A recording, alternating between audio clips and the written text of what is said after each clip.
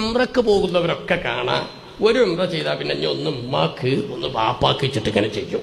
പറഞ്ഞ മനസ്സിലായോ? നിങ്ങളൊരു ഉംറക്ക് പോയാൽ ഒരു ഉംറ നിങ്ങൾക്ക് ചെയ്താൽ ഇനിയിപ്പോൾ നിങ്ങളെ പൂതി ഒരു ഉംറ ആർക്ക് ചെയ്യണം? ഏതുമ്മാക്ക്? മരിച്ചോയ ഉമ്മാക്ക്. ഒരു ഉമ്മ മരിച്ചോയ ഉപ്പാക്ക്. ഇങ്ങനെ ഹയാത്ത് കാലത്ത് തീരെ ഉംറ ചെയ്തിട്ടില്ലാത്ത ഒരു ഉമ്മക്ക് വേണ്ടി നിങ്ങൾ ഒരു ഉംറ ചെയ്തത് ശരിയാണ്, വിരോധം ഇല്ല. ഹയാത്ത് കാലത്ത് തീരെ ഹജ്ജ് ചെയ്തിട്ടില്ലാത്ത ഉമ്മക്കോ ഉപ്പക്കോ വേണ്ടി നിങ്ങൾ ഒന്ന് ചെയ്തത് ശരിയാണ്, വിരോധമല്ല. ഹയാത്ത് കാലത്ത് ഉംറ ചെയ്ത ഉമ്മക്ക് വേണ്ടി പിന്നെ നിങ്ങളുടെ വക ചെയ്യണമെങ്കിൽ ആ ഉമ്മ മരിക്കണതിന് മുമ്പ് വസിയത്ത് ചെയ്ത് ഏൽപ്പിച്ചിരിക്കണം, എന്നാലേ അത് ചെയ്യാൻ പറ്റൂ. അല്ലാതെ ചെയ്യുന്ന ഉംറ ബാത്തിലായ ഉംറയാണ്. ഒന്ന് ശ്രദ്ധിച്ചോളി. പലരും ശ്രദ്ധിക്കുന്ന രൂപമാണ്. ചെന്നാൽ പിന്നെ ഒരു ഉംറ ചെയ്താൽ പിന്നെ ഒക്കെ ഉള്ളൊരു ചില അമീർമാർ പറയും ചെയ്യും. ഞാൻ അങ്ങനെയാണ് പറഞ്ഞു പോവുകയാണ്. ഇനി എല്ലാവരും ഉമ്മാക്കും പാപ്പാക്കൊക്കെ ഓരോ ഉംറ ചെയ്താലിട്ട് ഇതിങ്ങനെ കൊട്ടക്കണക്കിന് ചെയ്യാനുള്ള എല്ലാ ഉംറ. ചിലപ്പോൾ ഉമ്മാക്കൊരു ഉംറ ചെയ്യൽ നിർബന്ധം.